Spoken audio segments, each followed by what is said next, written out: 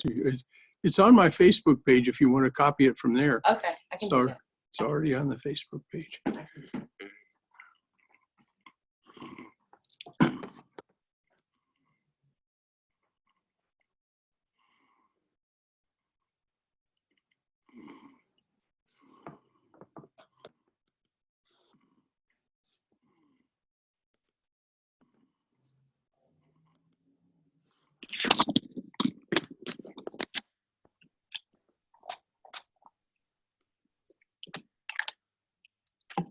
Hello, everyone.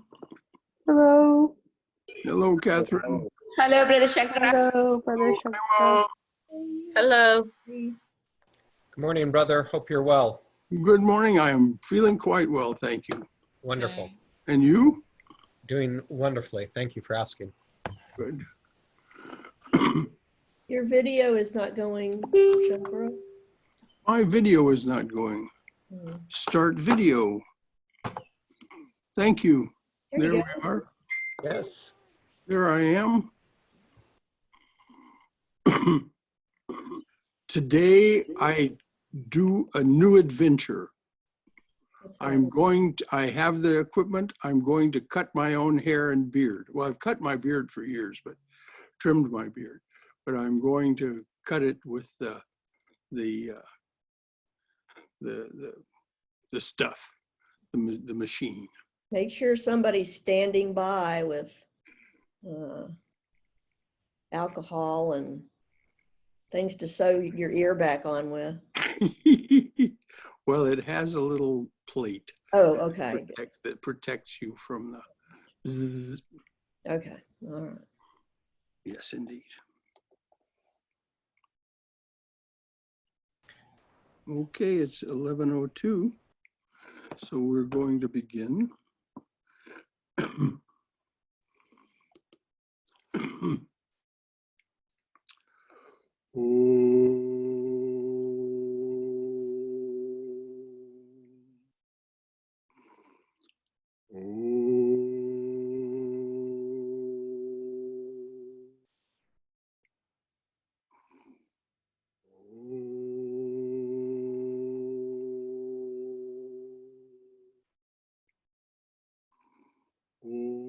Sahana bhavatu, sahano bhunaktu, saha viryam karavavahai, tejasvina vaditamastu, ma vidvishavahai. Om Shanti, Shanti, Shanti. May the Divine Being look over us lovingly as a mother and father. May the Divine Being support and nourish us as a mother and father. May we have the strength and skill to study together the art of spirituality. May no misunderstandings arise amongst us. Om, peace, peace, peace be unto us and to all beings everywhere. Now, because it is Mother's Day tomorrow, a poem was written in honor of Mother, which I'm going to read to you before we begin. This is called Ma and Pa in Georgia. After we have finished worshiping her in our shrine on a Saturday or a Tuesday, Sri Sarada slips out of her red-bordered sari and puts on a simple house dress.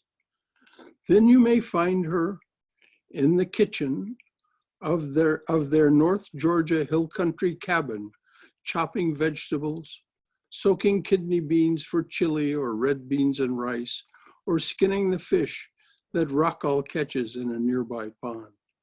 He doesn't live with Ma and Pa. The master has him busy working all over the world. Maybe you've heard of his adventures in Hollywood, California, and Brazil. Sometimes, though, if you're lucky, you'll find Mother out on their front porch, picking a lively tune on her banjo and watching the master and Ramana Maharshi dance. Happy Mother's Day, Ma.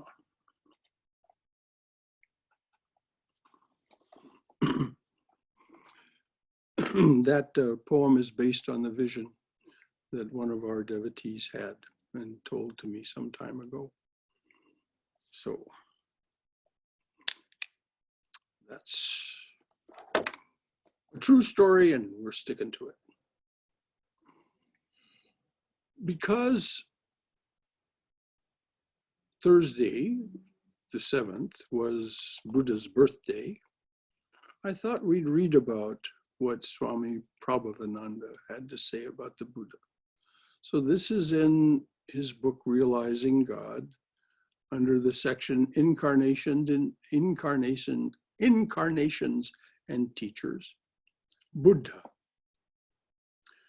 To bring peace to the hearts of all mankind was Buddha's only purpose.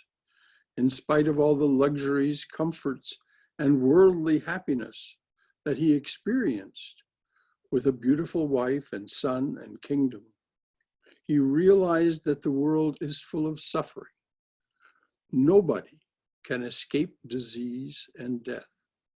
How could he bring immortal life, eternal freedom and peace, not to himself alone, but to all mankind?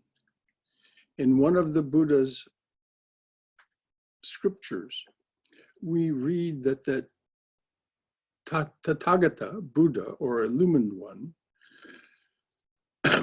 had no theories. He didn't believe in speculation or doctrines or dogmas. Anybody who came to him to satisfy idle curiosity would go away frustrated and disappointed. But to anybody who came to him to find the way of peace, to overcome suffering and misery and death, he gave the way to nirvana. Buddha's teachings are the highest aspect of non-dualism. Quote, there is an unborn and unoriginated and unmade and uncompounded. Were there not, O mendicants, there would be no escape from the world of the born, the originated, the compounded. Sri Ramakrishna said, when one attains samadhi, there is no power of speech left by which to express Brahman. Just so, Buddha could not express definitely what is impossible to describe. And this is very important for us as devotees, as spiritual aspirants, to assimilate. The more we know, the harder it is to express. The more we gather from experience, spiritual experience, the less we're able to put it into words. This is why so many, like Vivekananda, for example, resort to music and poetry and metaphor. We don't know what it means to serve Shiva as Jiva, because we don't know Shiva in the Jiva. We may feel something, we may get some sense that there's something there, but the moment we really know that, it's inexpressible. But this is what Sri Ramakrishna said, and Vivekananda understood well enough to say, I'm going to take that message to the whole world. Serve Shiva as Jiva. Serve the divine being in the individual human being. Mankind is my God, Vivekananda said. And this is the same way that the Buddha felt. This is the same way that the Buddha dealt with this. Buddha could not express definitely what's impossible to describe. Then again, he urged his disciples to depend on that reality within and not on any other authority. Be a lamp unto yourself, the Buddha said. Gather that experience from within and do not depend on any other authority. Be a lamp unto yourself. You see, when you accept authority, you think you have known it, but the truth is within.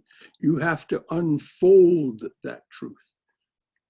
Buddha said in the most famous of his teachings, which is often quoted, therefore, Ananda, be ye lamps unto yourselves, be ye a refuge to yourselves. Hold fast to the truth as a lamp. Hold fast to the truth as a lamp. And whosoever, Ananda, either now or after I am dead, shall be a lamp unto themselves, shall betake themselves to no external refuge, but holding fast to the truth as their lamp, and holding fast as their refuge to the truth, shall not look for refuge to anyone besides themselves. Now, of course, the Buddhists do say, I take refuge in the Sangha, I take refuge in the Buddha, and I take refuge in his teachings. That is preliminary. That is how we sustain ourselves as we go forward together, learning the art of spirituality.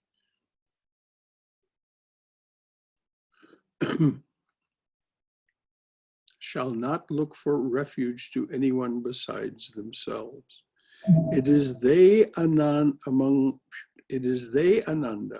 among my bhikkhus who shall reach the students.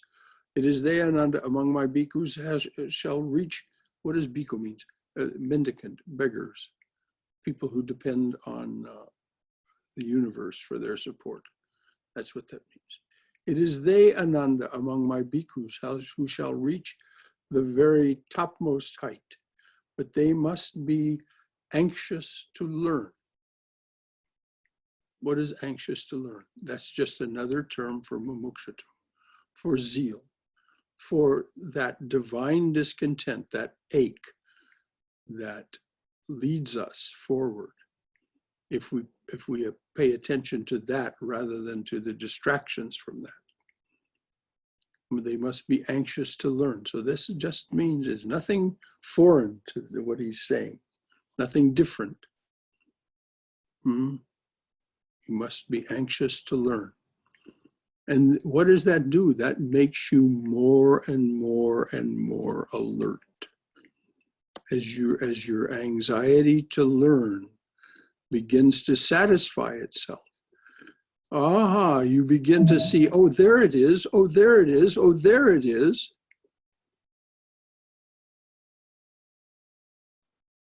You may find it hard to tell others what you mean by there it is, but you know it, you see it. And the Buddha said, you must recognize that there are 4 noble kinds of truth. This recognition has to come. There is suffering in the world. There is a cause for the suffering. The suffering can be overcome, and there is a way to peace. So those are the 4 noble truths. There's suffering. Suffering can be overcome. There's a way to peace.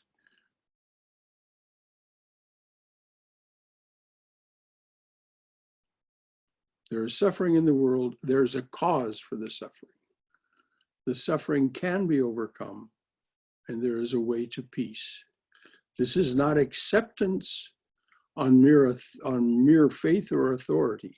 It has to be experienced for oneself. Suffering is a universal experience. Isn't that true? Wouldn't we all say that? Suffering is our experience, and we see it going on all around us, particularly in this time of dramatic transformation. Old age, disease, and death, nobody can escape. But they can be escaped. The longing for that escape, however, does not come until we find that the world, and here is the central He's talking about the cause now. That escape, however, does not come until we find that the world cannot give us what we are seeking. Every one of us holds to this surface life as something eternal.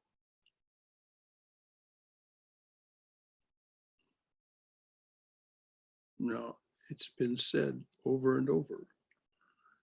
If you're doing that, it's not that you're bad and wrong. It's not that you're doing something that is going to doom you to eternal hell or anything of the kind. It simply is not what that ache is about. If you're trying to satisfy that ache by the things of the surface life, it simply will not happen. So finally, you have to determine, I must no longer hold on to this surface life as something eternal. Now, here's something that's controversial. Some people say that he was just being, he didn't want to take the mantle of an avatara. So Buddha did not claim to be an avatara, an incarnation of God. On the other hand, he said that Buddha is nothing but the awakened one. So the Swami is saying, what's the difference? We are asleep. Ignorance is compared to sleep, and we have to be awakened. His most emphatic teaching, the Buddha's most emphatic teaching, is that it is possible for everyone to be awakened and be a Buddha. And this is the core of Buddha, the Buddhist, both the small boat or Hinayana group and the Mahayana, the ones who are more devotional and more like other religions, the big boat Buddhists.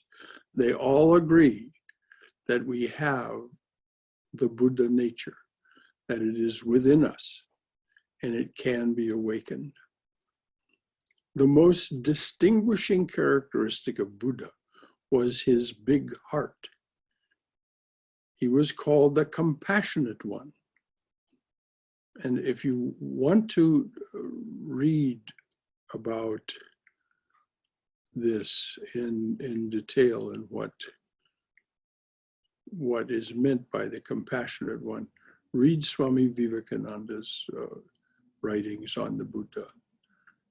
He really extols the Buddha as the exemplary karma yogi, the one who is utterly selfless. His compassion was extended to everyone. The Buddha was ready to sacrifice his life for the sake of a lamb or a goat. Now, we may believe it or not. It's not a matter of whether we believe it or not, but we can believe it or not. But that is the story, that the Buddha was ready to sacrifice his own life for the sake of a lamb or a goat. It's in the scriptures, in the sutras. Another distinguishing characteristic of Buddha and of all great teachers and illumined souls was that he pointed out that religion is very practical.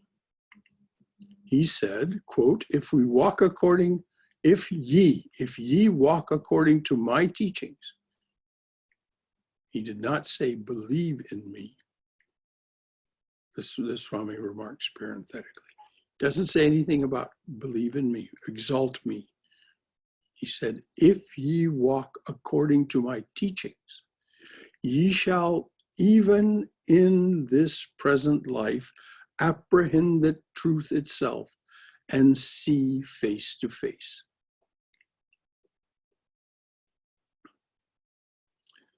Now, consciously or unconsciously, Christ repeated that very phrase, you shall see the truth face to face.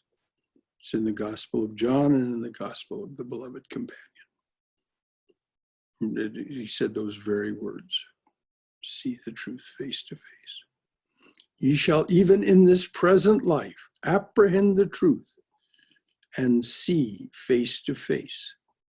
Not after you die, but in this life. As Irving Babbitt, inspired by Buddhism, said, quote, the Buddhists would like to take the cash and let the credit go.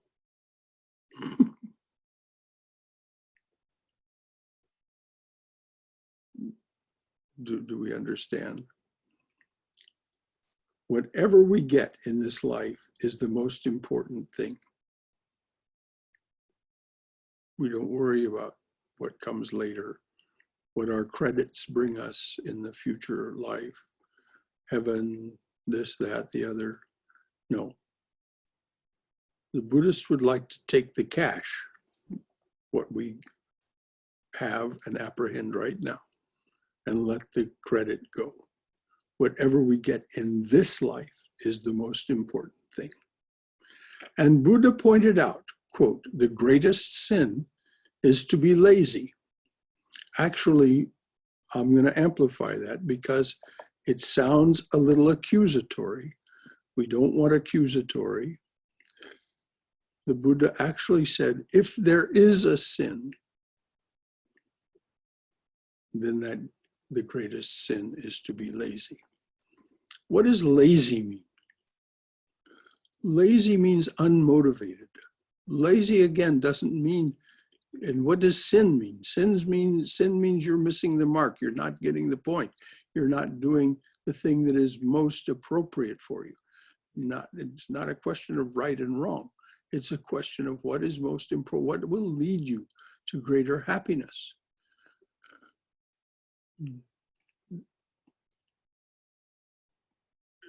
To be lazy is to be unmotivated.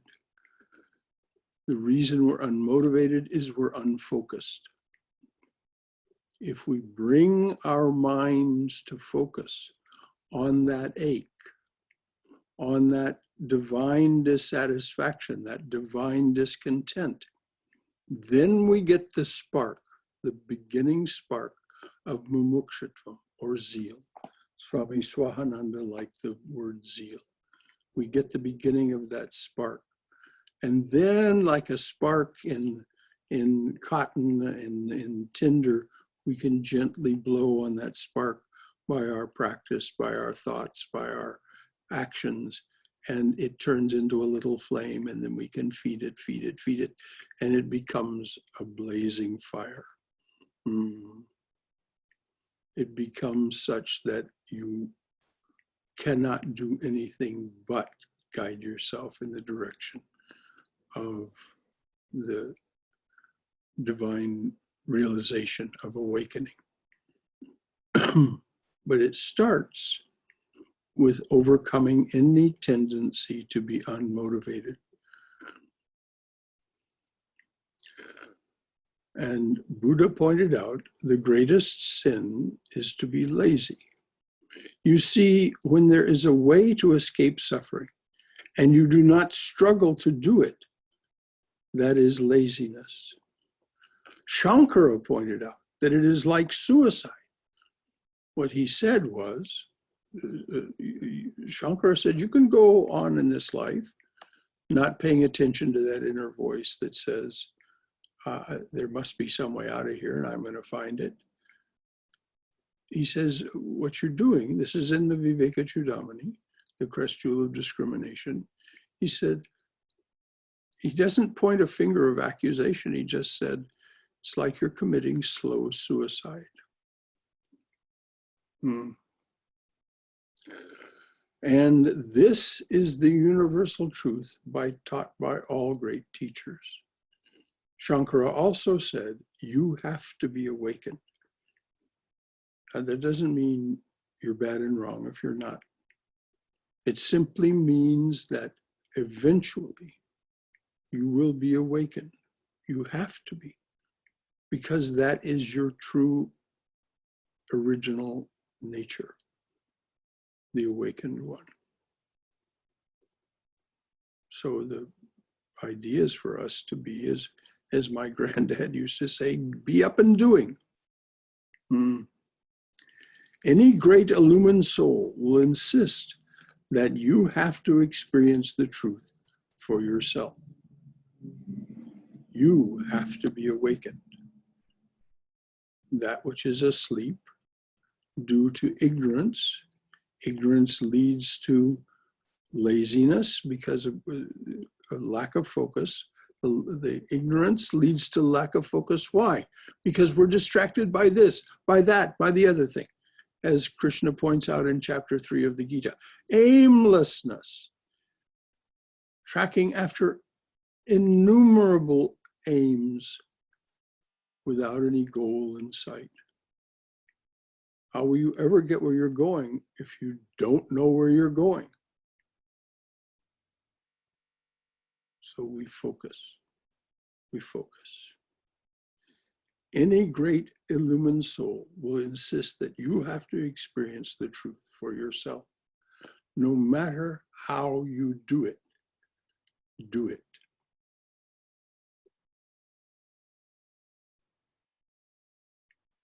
And again, I want to point out what the Swami says, no matter how you do it, the limitations that are in the religious traditions are for the purpose of sustaining those religious traditions.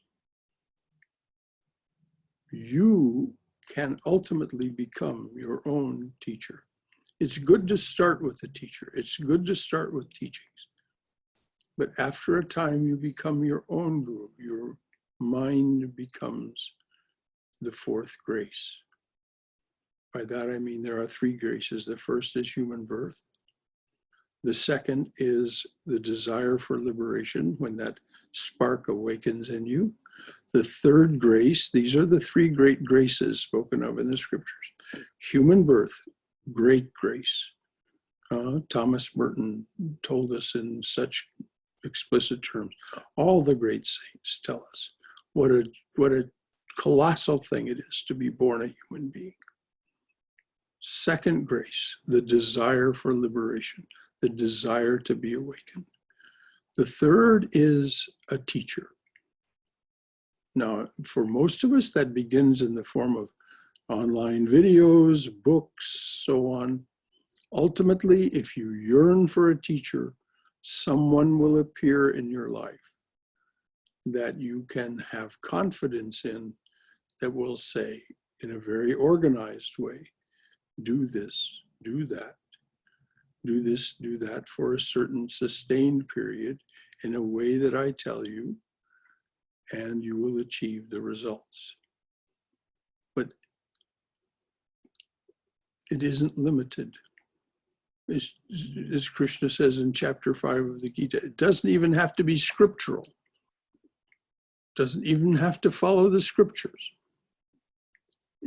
If you have a teacher and the teacher is pointing you toward the goal and says, do this and do that, and you do this and do that, and you're sincere and your yearning is true and great, Krishna says, I'll get behind it and make it happen.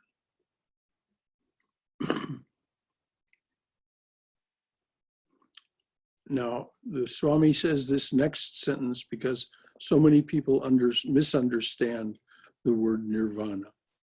Nirvana is not a vacuum, not nothingness. A disciple once had an experience of nothingness. A disciple who once had an experience of nothingness went to Swami Turiyananda, one of the disciples of Sri Ramakrishna, and said, I have attained Buddhist nirvana. There was a vacuum, nothingness. Swami Turiyananda said, no, no, no, no, no. He said, Purna, Purna, Purna, fullness, fullness, fullness.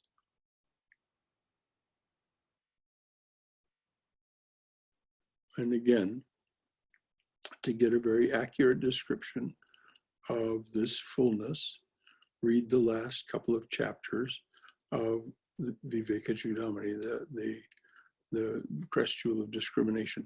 Of course, if you read that without having read the first part of the book, you're going to have difficulty understanding the vocabulary that Shankaracharya uses. So it's best you begin at the beginning and track your way to this side. But if you're familiar with the vocabulary of Sanatana Dharma, of so-called Hinduism, then you can just go to the last couple of chapters of that and find out what's meant by Purna, Purna, Purna.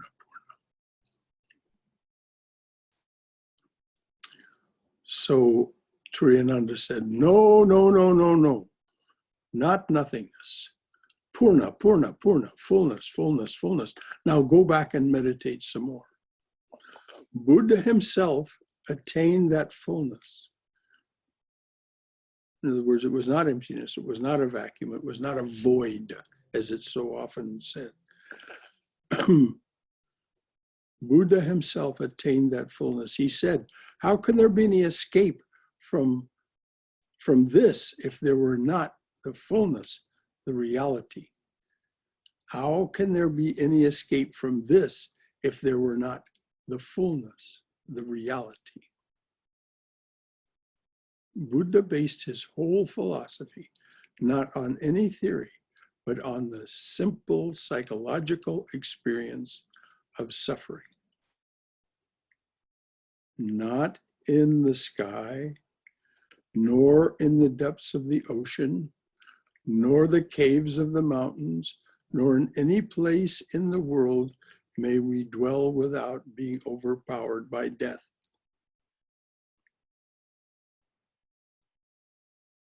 How is there laughter? How is there joy? As the world is always burning, why do you not seek a light, ye who are surrounded by darkness? The body is wasted, full of sickness and pain. Life indeed ends in death.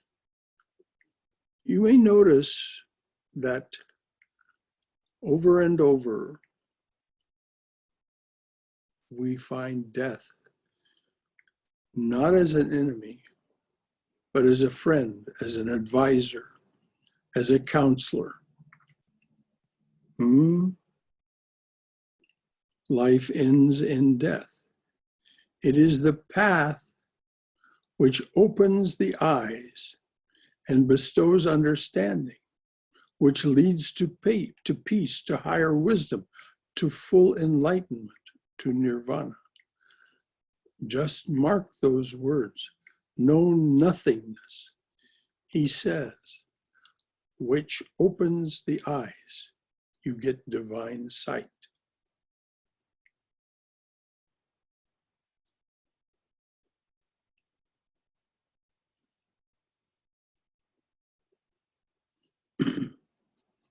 The body is wasted, full of sickness and pain. Life ends in death. It is the path which opens the eyes and bestows understanding, which leads to peace, to higher wisdom, to full enlightenment, to nirvana. Just mark those words. Know nothingness, he says, which opens the eyes. You get divine sight.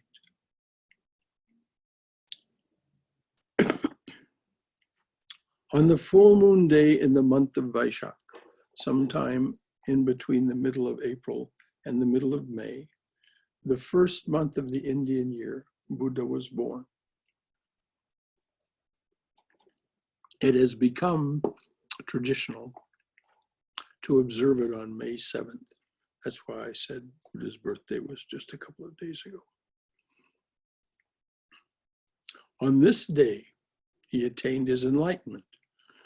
And on this day, final nirvana or liberation. That's the tradition.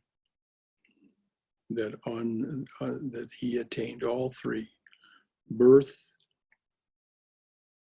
nirvana or liberation or enlightenment, and his Mahasamadhi, all on the full moon day of Vaishak.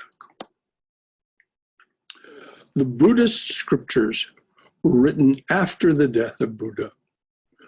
All his disciples gathered together for the first time and wrote whatever they had heard directly from him and put what they wrote down in one of 3 baskets. They were then gathered together, edited and organized, and then published as Buddha's teachings. We call these his scriptures because his teachings are revelations. That's the definition of scriptures, isn't it? We call these his scriptures because his teachings are revelations. They are known as Tripitaka, 3 baskets.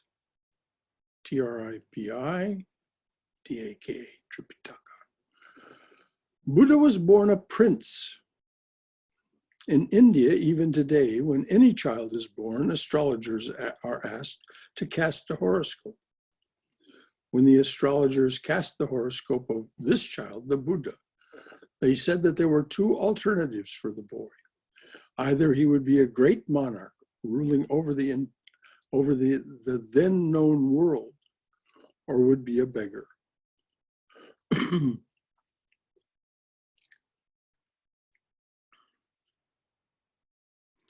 I think you can find online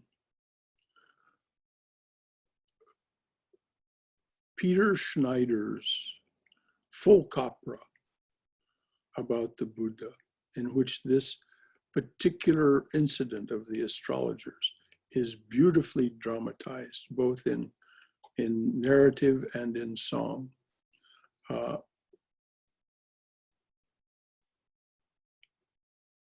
If anybody wants to know more about that, please get in touch with me, and I'll see if I can't find the link for you.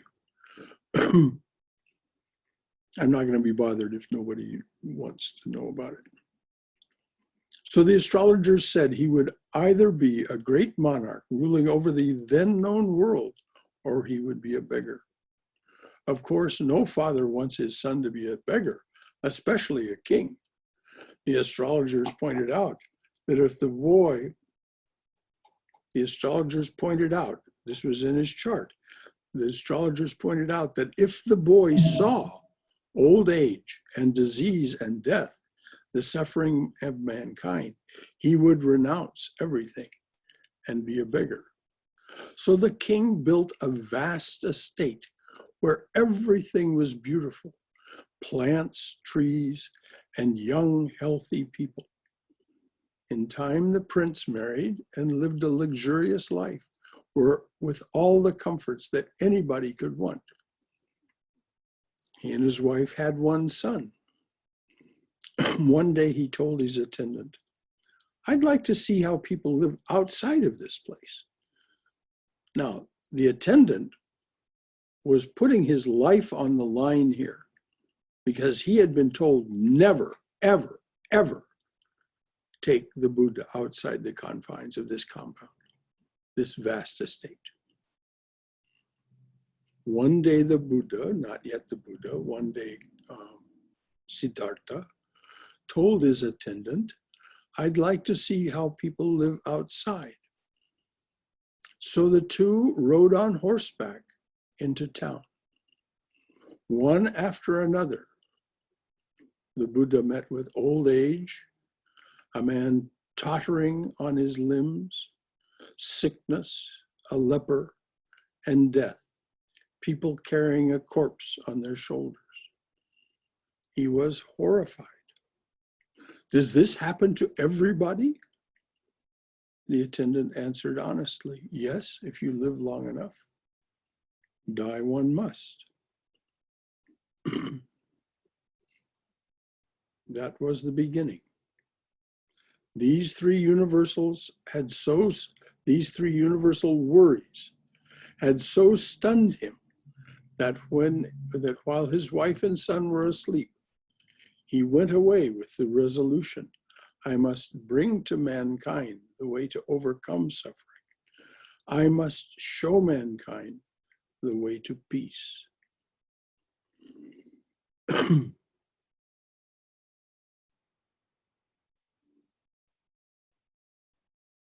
So the prediction in his chart was fulfilled.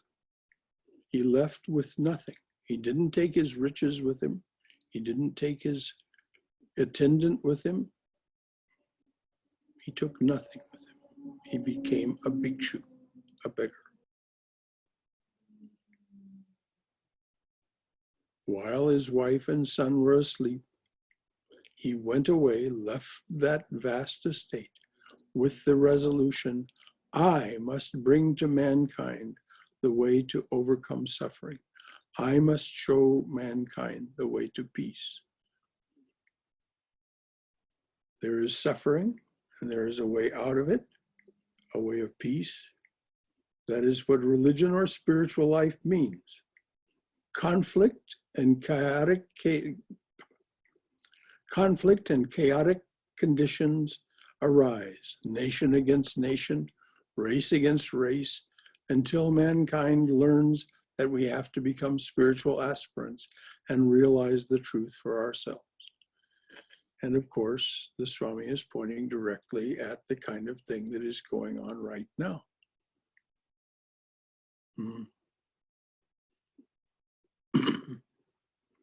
If there is peace within our own hearts, if there is peace within our own hearts, we shall find that peace everywhere.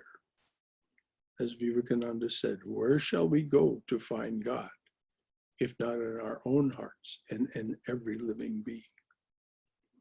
If there is peace within our own hearts, we shall find that peace everywhere. And if we don't have that peace within ourselves, we shall create troubles for everybody. And we can certainly see how that's playing out in the field of politics and in the field of healthcare right now. People invading state capitals, armed. They have no peace within themselves, these people. They create troubles for everybody. Buddha was not pessimistic, nor was he optimistic in the worldly sense. What does that mean? Hoping for things to get better in the world. No Dr. Pangloss. Every day in every way, things are getting better and better. That's nonsense. They get better, they get worse, they get better, they get worse. The basic underlying conditions of suffering, old age, disease, and death. And the ephemerality of anything that, the transitory nature of anything that we think we can grasp onto that will stave off those conditions. Buddha was not pessimistic, nor was he optimistic in the worldly sense. The difficulty with us is that when suffering comes, we think it is going to last forever. And when we have pleasures, we think they are going to last forever. But nothing lasts. We cling to that which is ever in flux. In regard to suffering, Buddha recognizes that we must transcend our finite minds and reach the unchanging reality, nirvana. Hindus call it moksha, liberation, freedom, or turiya, the fourth, the transcendental, or samadhi. Christ calls it to be born in spirit. Nirvana, nirvana, literally means extinction of suffering. Vana, suffering, near extinction, not suffering, extinction of suffering. To quote Buddha, wherein there is no more birth, wherein there is no more birth or suffering, nor old age or death. That's nirvana. He found a way to attain this. Now, one of those lovely summaries of the instructions. Be earnest in effort. In other words, overcome your tendency not to have enough zeal to make the attempt. Be earnest in effort and you too shall soon be free from the great evil. This state of attainment is described in negative terms. It is in Buddha's a state, it is in Buddha's words, a state in which we are delivered from time. What is time? In the Chandi it says, Mother, you have created minutes, moments, and other divisions of time in order to bring about change in things. So when we cling to the eternal, when we cleave to the eternal, not to the changing, the ever in flux, we're delivered from time. There is the misconception in the West that eternal life or immortality means continuity in time. But modern science proves that the continuity of existence is there for everything but modern science proves that the continuity of existence is there for everything in the universe. There is no such thing as complete destruction, only a change of form and names. That's what EMC squared means. Energy and mass, same thing, two different forms, two different names. This was one of Einstein's great discoveries. But Vivekananda had some years before already told Nikola Tesla, you know this, you know that energy and matter are exactly the same in two different forms. Do the math to prove it. Well, Tesla never did it, Nikola Tesla, but he wrote to Einstein's wife about it. Now, whether that prompted Einstein to do the math or whether he was already on that path is completely speculative. There's no proof one way or the other. But nevertheless, in the 1890s, Vivekananda told Nikola Tesla, you know from your own experiments that energy and mass, energy and matter are the same. They're just in two different forms. So do the math to prove it. So it was Einstein that actually did the math to prove it. And it's so elegant and simple. There is no such thing as complete destruction, only a change of forms and names.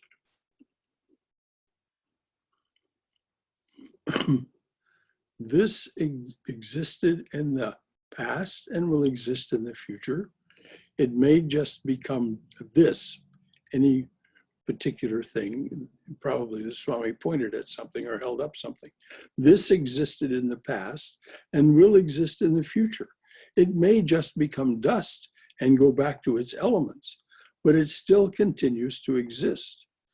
Attaining to immortal life is beyond time, but is the life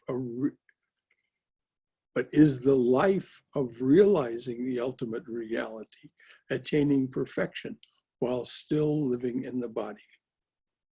So beyond time, but we do it while existing within duality. The nirvana of Buddha, in positive terms, means eternal peace. For those of you who are Christian, it's precisely the same thing that Christ was pointing to when he said, the peace that passeth all understanding. We can't speak of it, we can't conceptualize it. That's what understanding means. We can speak of it or somehow have an idea of it. The nirvana of Buddha, in positive terms, means eternal peace, realizing the unborn, undying, and changeless reality. There are two extremes which a spiritual aspirant must not follow. A habitual practice, on the one hand, of those things whose attraction depends upon the passions, and especially upon sensuality, and the habitual practice, on the other hand, of asceticism or self-mortification, which is painful, unworthy, and unprofitable. Now, notice that the Swami doesn't say these are things that no human being should practice, must not follow. He said a spiritual aspirant, a true spiritual aspirant, must avoid the extremes. Doesn't mean you never have an ice cream cone. Doesn't mean you don't spend a day or two fasting. But you avoid the extremes. There are two extremes which a spiritual aspirant must not follow. The habitual practice, on the one hand, of those things whose attraction depends upon the passions and especially upon sensuality, and the habitual practice, on the other hand, of asceticism or self-mortification, which is painful, unworthy, and unprofitable. There is a middle path, avoiding these two extremes, a path which opens the eyes and bestows understanding, which leads to peace of mind, to higher wisdom, to full enlightenment, to nirvana. Buddha, Sri Krishna, Sri Ramakrishna, Jesus, and all the great ones taught the middle path. That is the way of peace. Buddha lived 600 years before Christ. Buddhism is not a separate religion from Hinduism. It is an aspect of Hinduism. And this is something that most people don't understand. It is a correction. It is a correction to the extremes that Sanatana Dharma had gone to. And the Buddha just said, we're going to ignore all that priestcraft. We're going to ignore all that scriptural stuff that's so difficult to understand and which priests say they must interpret. And he said, Four Noble Truths, Eightfold Path, that's all you need. And don't worry about all of the rest of that.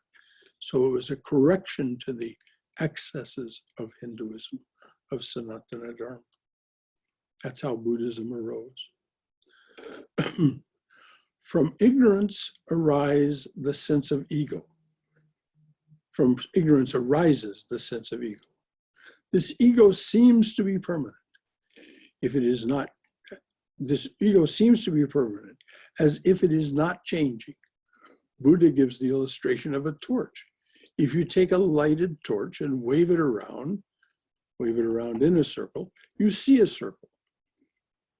But it is changing all the time, point by point by point by point. But again, in order to see that circle that is always changing, there has to be an unchangeable reality behind it. From the sense of ego, which we cling to so definitely, I want this, I want this, I want this, I want that, this is my possession, my life, arise attachment and aversion. What Buddha calls the thirst for life. Patanjali calls it clinging to life. So do the Zen Buddhists. They're part of that small boat group that doesn't worship the Buddha in the sense of a divine being. They see him as an exemplar.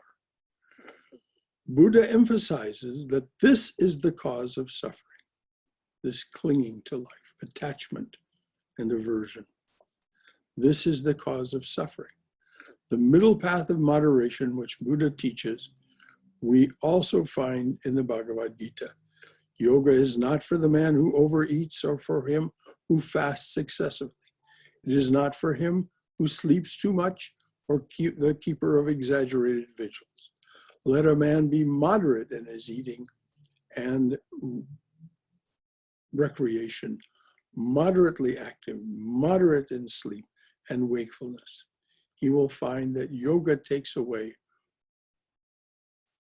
all his unhappiness. Oh, just a reminder, yoga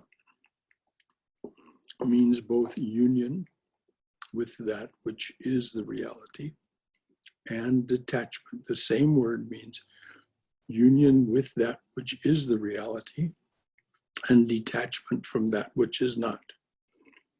So Krishna also says, avoid these extremes because they'll just lead you astray. Seek yoga, seek union, seek detachment.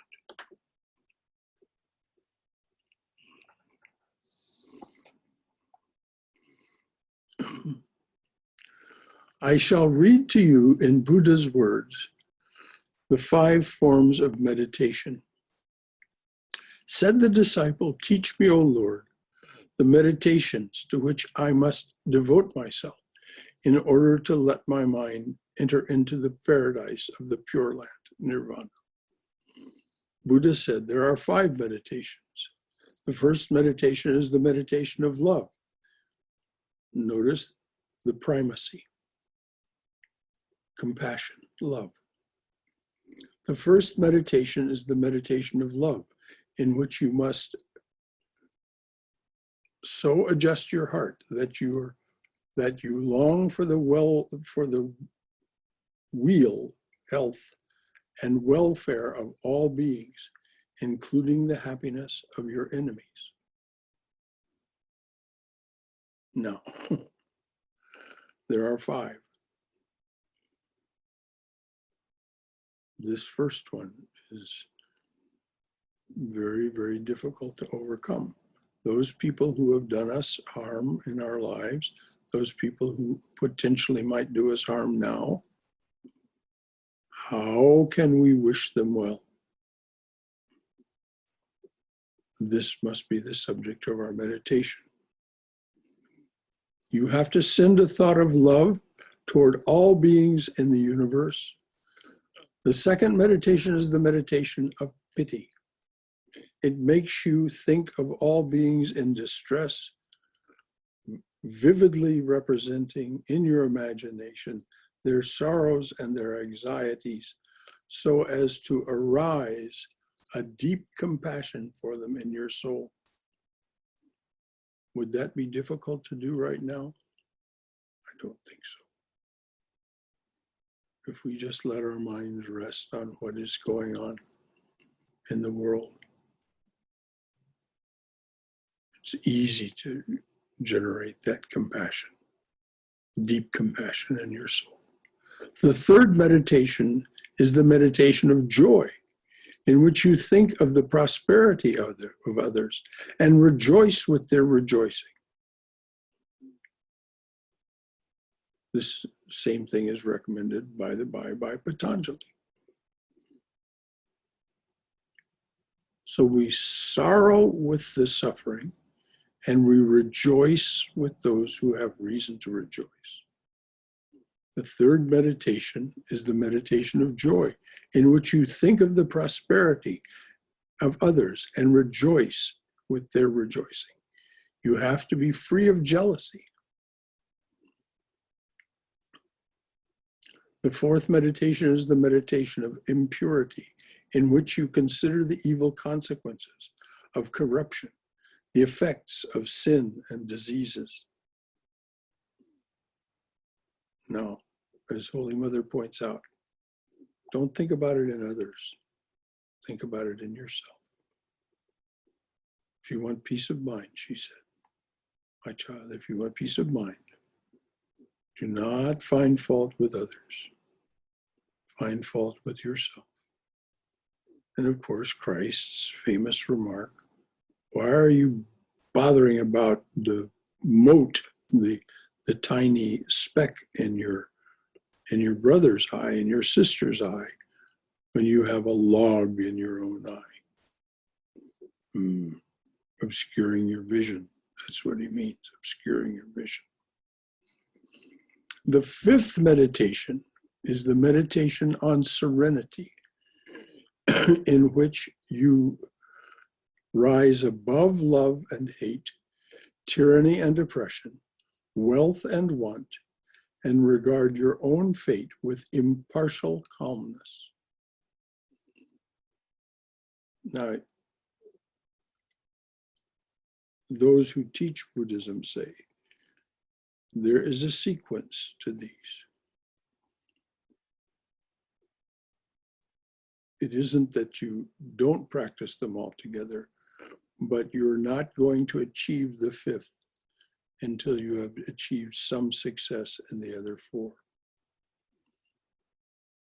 The meditation on serenity, in which you rise above love and hate, tyranny and oppression, wealth and want, and regard your own fate with impartial calmness and perfect tranquility.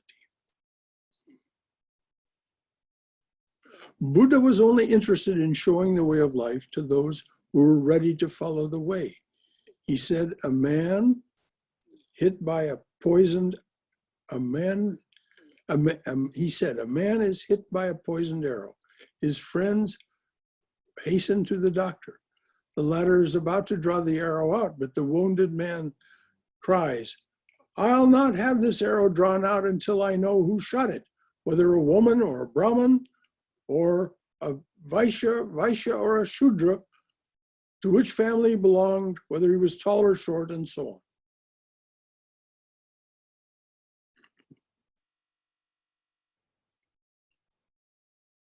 You can't teach the truth to such a person.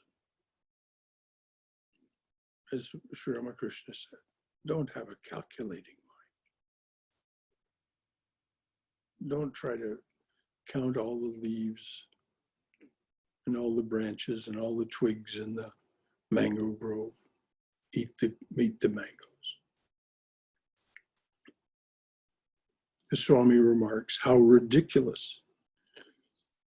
There should be no speculation in spiritual life, no theorizing, but following that which will lead us to complete freedom from suffering and misery, to that ocean of blissful existence. That is what is meant by religion. Organized religion has to have certain theories and dogmas to which millions can subscribe. But when great teachers come, such as Buddha or Christ or Ramakrishna, they are only interested in giving freedom to every individual. How great was thy sacrifice, freely choosing thy birth in this prison, our iron age, to unchain us and set us free. That's what Vivekananda wrote about Sri Ramakrishna. By their power, they show us knowledge and illumination. There are scribes and Pharisees in every age, but religion transmitted by one who has authority. But religion is transmitted by one who has authority. Sri Ramakrishna would ask every teacher he knew, have you seen God? Have you gotten the command from God to teach? Book learning and the study of scriptures do not make one a teacher of God. A teacher has to know God. And so Buddha pointed out, for Brahman, I know, and the world of Brahman, and the path which leads unto it. So he didn't deny Brahman. He said, for Brahman I know, and the world of Brahman, and the path which leadeth to it. Yea, I know it even as one who has entered the Brahman world and has been born within it. Now it's getting kind of late and this goes on and on.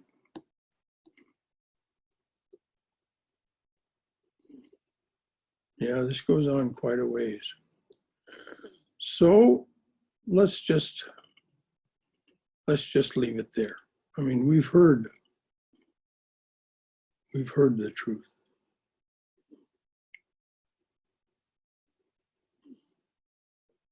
Let's just leave it with Buddha's statement. For Brahman I know, and the world of Brahman, and the path which leadeth unto it. Yea, I know it even as one who has entered the Brahman world, not Brahmin, but Brahman world, and has been born within it.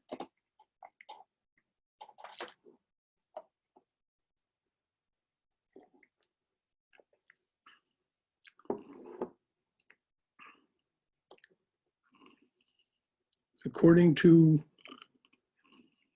this clock here, it's 5 minutes after 12. But please know that there's plenty of time here. If anyone would like to do this wonderful thing that we do of studying together at the end of a talk, at the end of a reading, please, your comments, your questions, this is what is meant by studying together, the art of spirituality. Let us help one another with our wisdom and our understanding and our questions. Anyone? I'll go. Yes. Something that stood out to me was several things, but when you were reading what the Buddha said the 5 meditations are, Mm-hmm. and the first meditation is the meditation of love, in which you must so adjust your heart that you long for the weal and welfare of all beings, including the happiness of your enemies. And it made me think, you know, one of the things that Sri Ramakrishna pointed out through his practice and sharing what that was that all of these different religions essentially led to the same place: Christianity, Islam, etc. And I'm thinking, you know, the rumors of Jesus having spent some time in India just absolutely must be true, because, you know, he said this new commandment to love each other, love your neighbor, and love each other as I have loved you. But he also said, oh, and one more thing, love your enemies, which is this. And, you know, that's listed as the first meditation, and I'm not sure why first, what that means here in this context. Because as Swami Prabhavananda pointed out, until the heart chakra opens, until we have discovered love and compassion within ourselves and for ourselves, until the heart chakra opens, no further spiritual progress is possible. Okay, all right. That I'm glad to hear that. Anyway, just the connections between the different teachers, and Yes. It's all the same, you know, it's the same thing from different perspectives and different times, and Yes. it's the same. Truth is one. Truth is one, sages call it by many names. But that doesn't mean we don't need to talk about it and think about it and make it our own, you know, because we're infinite beings, and we will come to our own individual and perfect understanding as our mind becomes our teacher. Anyone else? Brother Shankara, Yes, I am. can you explain again a little bit about take the cash and let the credit go? It means, you know, so many people invest so much time and even money in creating credit. What is the word? Punya? For what will happen to them after they die, and even for their subsequent births. They pay priests to do ceremonies. They make sacrifices. They give alms, not out of love and compassion, but because of the credit they will accrue. What particularly the Hinayana Buddhists say is forget about all that. The only thing you need to focus on is your awakening in this moment, the cash. This is the cash. Leave all the credit, go. The Hinayana, the Mahayana Buddhists, you know, there are schools of them that are more future-oriented and heavens-oriented and all that business. But the Buddha himself was definitely not. You know, Mahayana Buddhism is an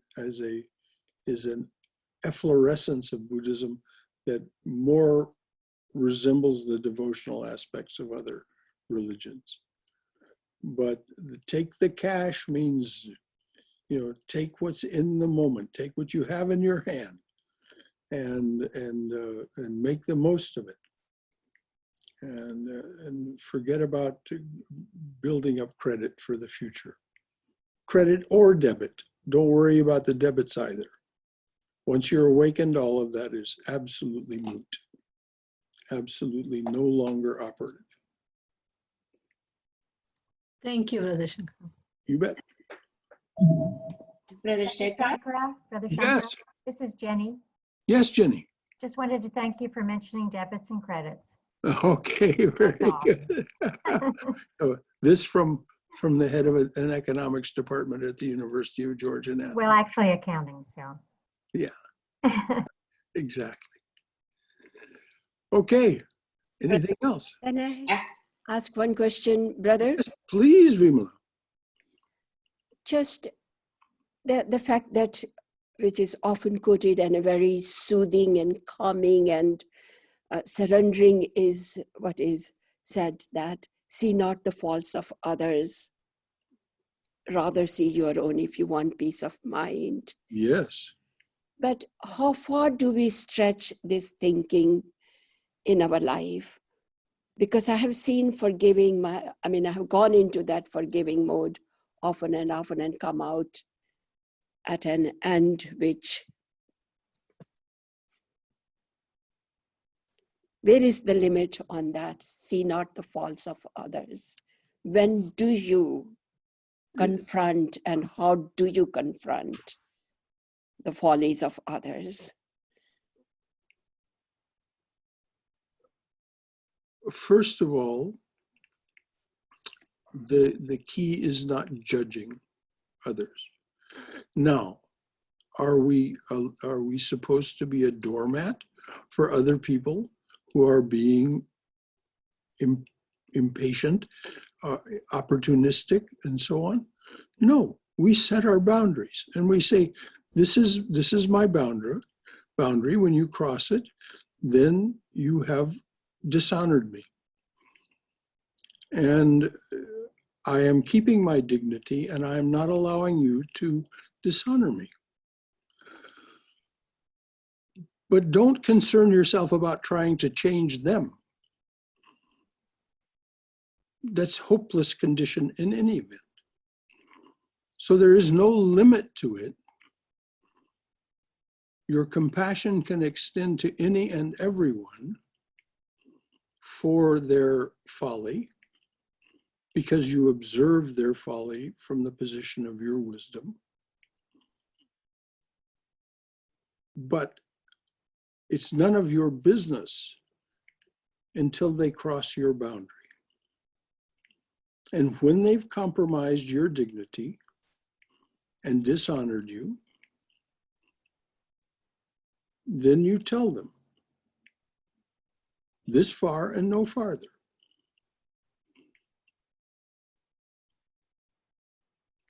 Holy Mother, who gave that instruction, did not allow others to trample on her. She was very forbearing and very forgiving, no doubt. And she said, I am the mother of the wicked as well as the good. But she emphatically was not in the business of letting people dishonor her or rob her of her dignity. Is that a satisfactory answer, Bimala? Yes, please. Thank you very much. Mm-hmm. Brother Shankara, Yes, Haima.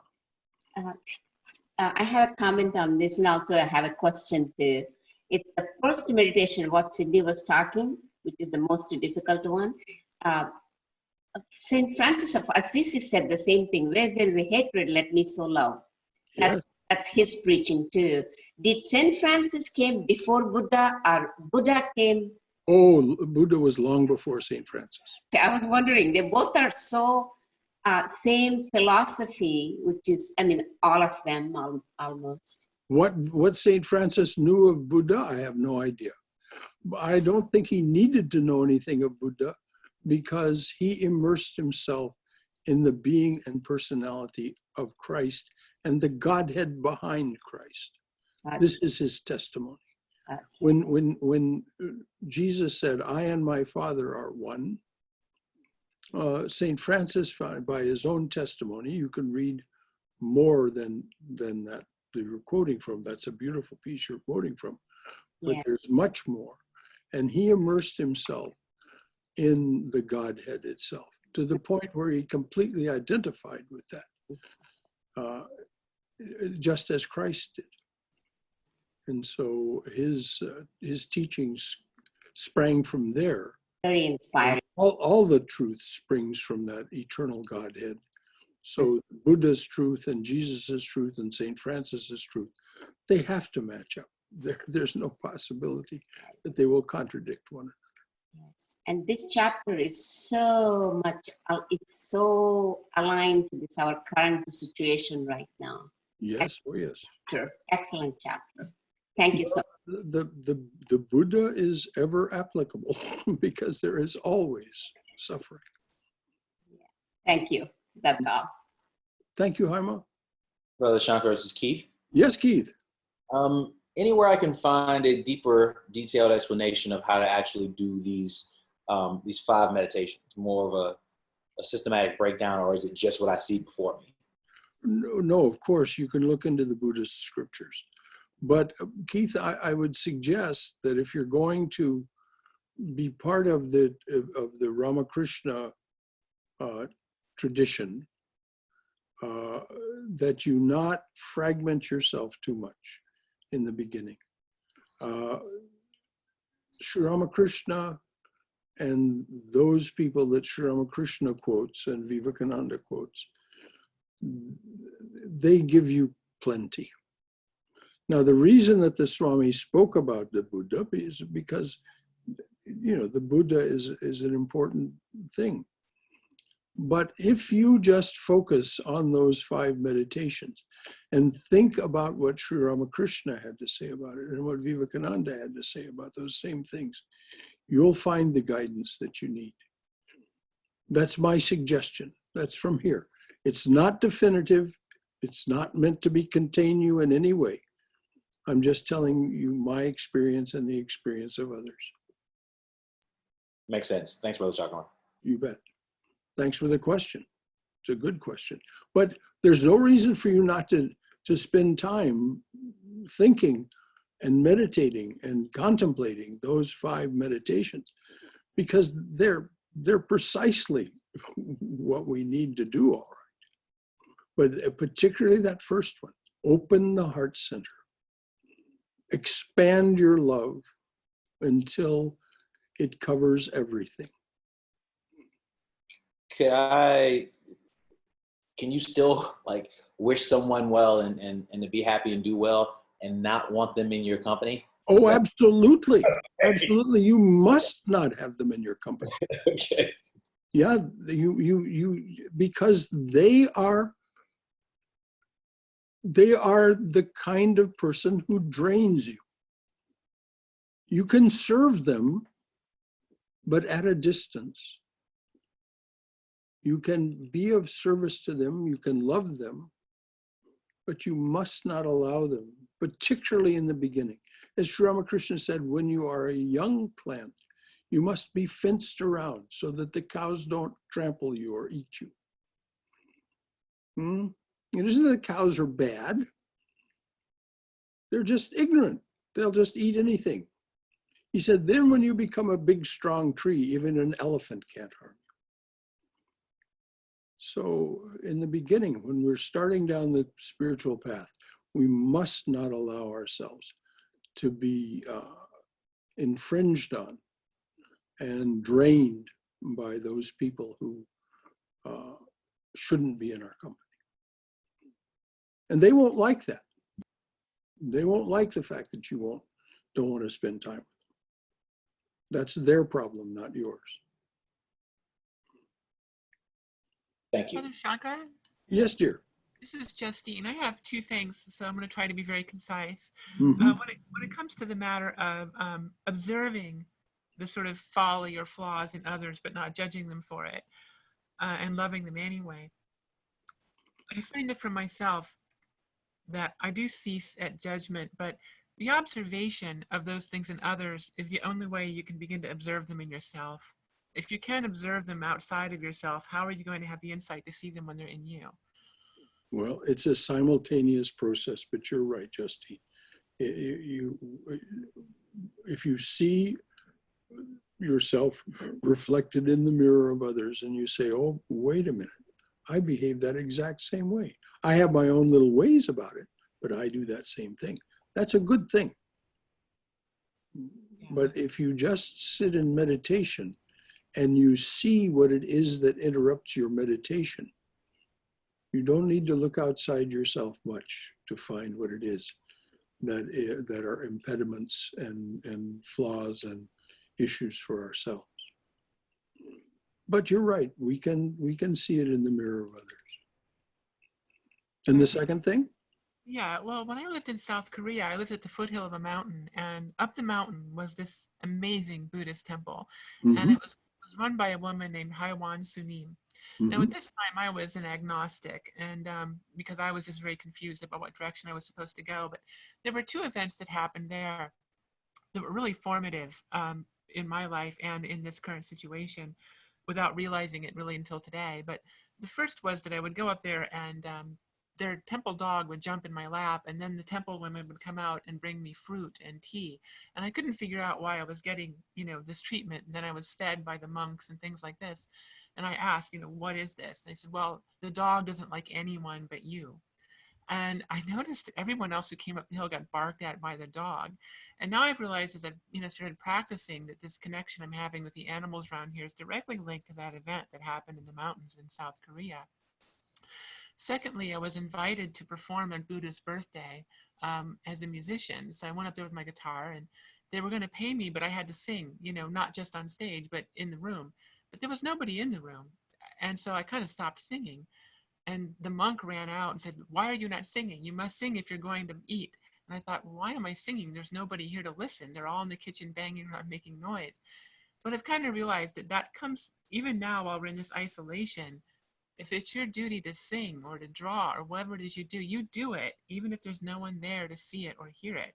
And, that's really in the Bhagavad Gita as well. Your own. Yeah, and what the monk knew that you weren't aware of at that moment is the Buddha was there. You were singing for the Buddha.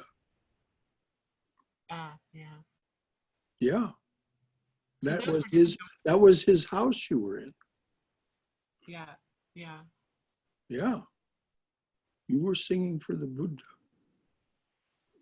That's all. I just wanted to try and spur. Well, good. Both wonderful points. Excellent. Brother Shankara? Yes, Swam. Sometimes I wonder, what is love? I mean, it is not a verb. It's a state of being, like a noun. So how do you force yourself to love? You never force yourself to love. You never force yourself to anything. No. You know what love is, Swam.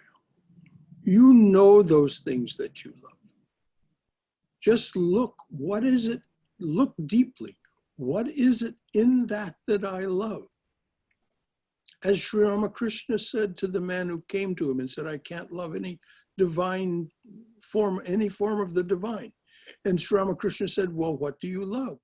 And the man thought, and he said, well, I've got this goat. I've raised it from a tiny kid, and I really love my goat.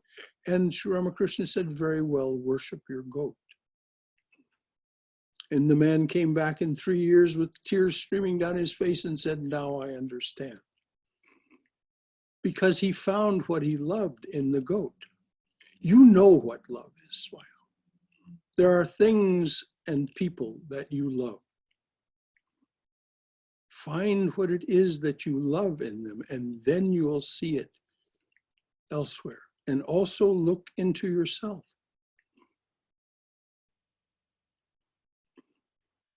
Look into yourself. What is it that I love about being alive? Why do I love being alive? What is it that I'm loving? It's not a mystery, and we never force ourselves. If you force yourself, it's hypocrisy. No, this is why it's a process. We can't jump from here to there. I hope that it illumines it. It does. Thank you. Love is there. Love is there for each and every one of us. What is it that we love and why? It's for, according to Yajnavalkya, who's so eloquent about it, it is for the sake of the self. But we don't know what that means until we discover the self. And we find it within ourselves, and we find it in those things that we already love. Good question, Swam. And by all means, never force yourself. Forbear, be kind, be compassionate as best you can, but don't force yourself to love anyone. Not possible for a start, but just the attempt is harmful.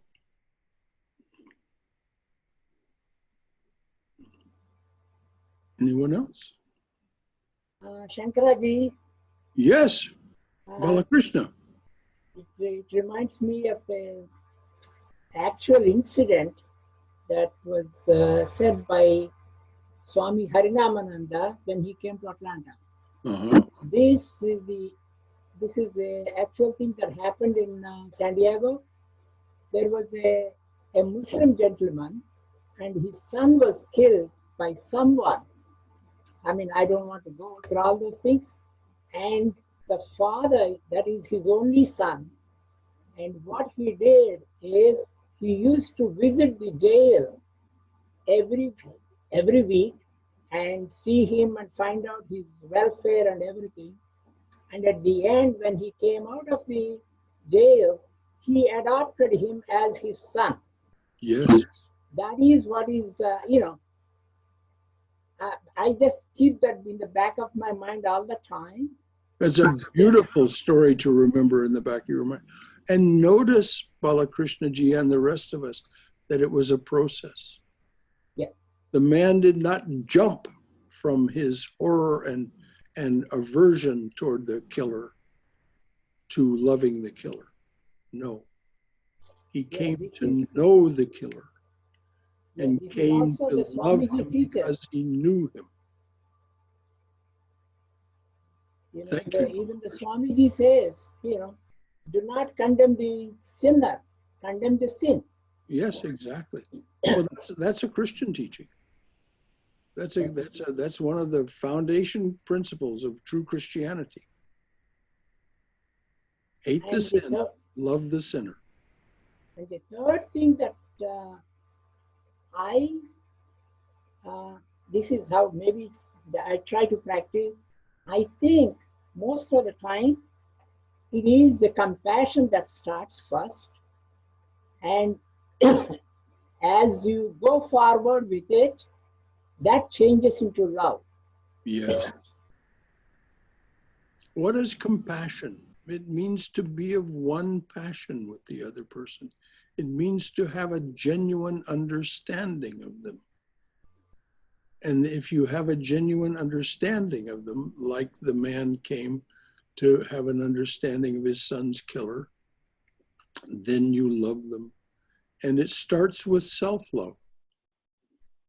When we look at our own, and this is why the practice of contemplation, concentration, and meditation is so important, because in those moments, we see what it is that tries to interrupt us as we are trying to concentrate and meditate. And we come to not reject them, but accept them. Then we, having accepted them, we come to understand them. Then we come to say, yes, I love my shadow side. as much as I do my other side, because there is no difference.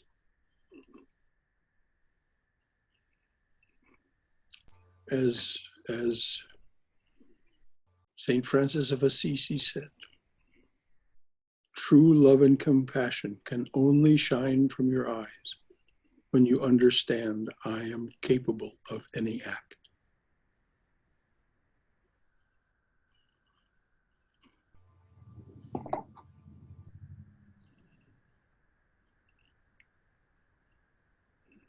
And also, the Chinmaya mission is running the, teachings of the,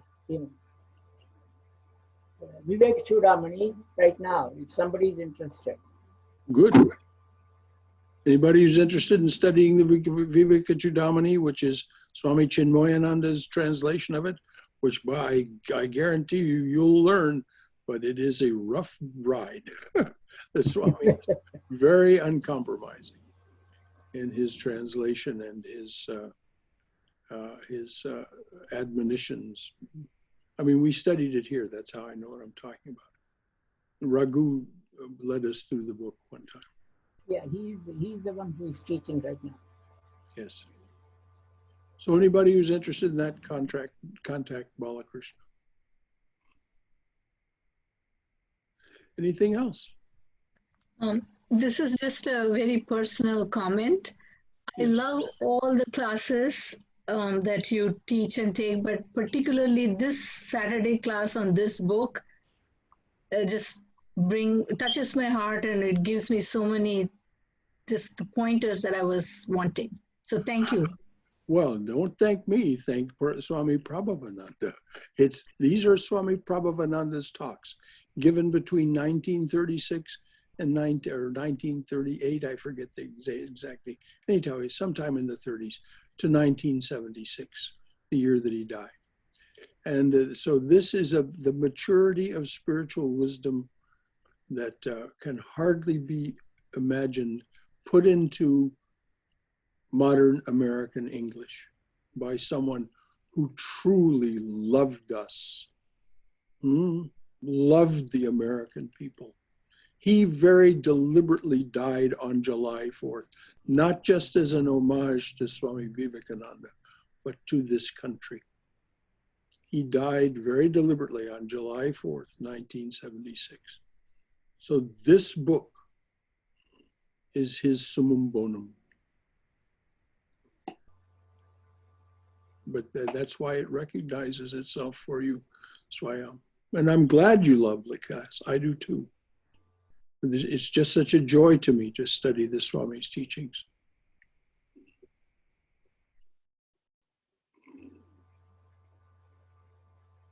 All right, it's 12:30.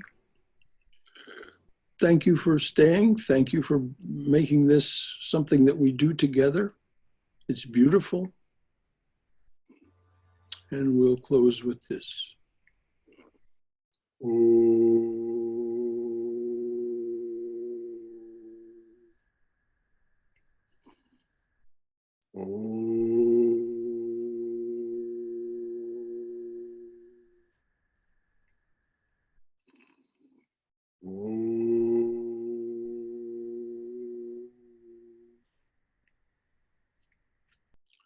Om Asato Ma Satkamaya. Tamaso Ma Jyotirgamaya. Mrityor Ma Amritangamaya. Avirabir Moiti.